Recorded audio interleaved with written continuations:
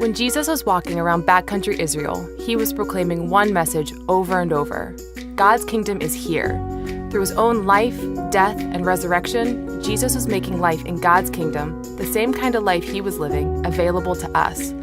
This was the good news, or the gospel, that ordinary people like us can begin to live everyday life like Jesus. And this is the best kind of life there is, the good life, as some might call it.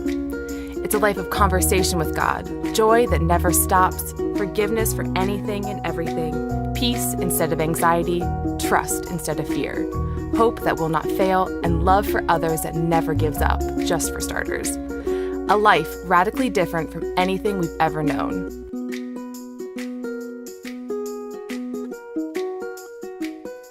But you might have noticed a gap between the everyday life Jesus made possible for us and the everyday life each of us is actually living.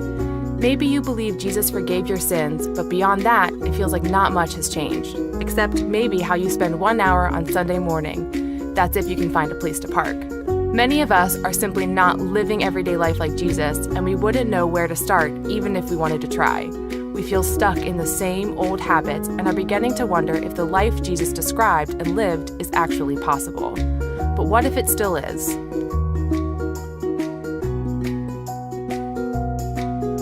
Jesus didn't just proclaim the gospel, drop the mic, and walk away, leaving us to figure out how to live this life by ourselves. He invited us to follow him, or in other words, be his disciples, an ancient word that simply means student or learner. Discipleship, then, is the process where ordinary people learn to live everyday life like Jesus. It's an ongoing, lifelong process that bridges the gap between the life each of us is currently living and the life Jesus envisioned for us.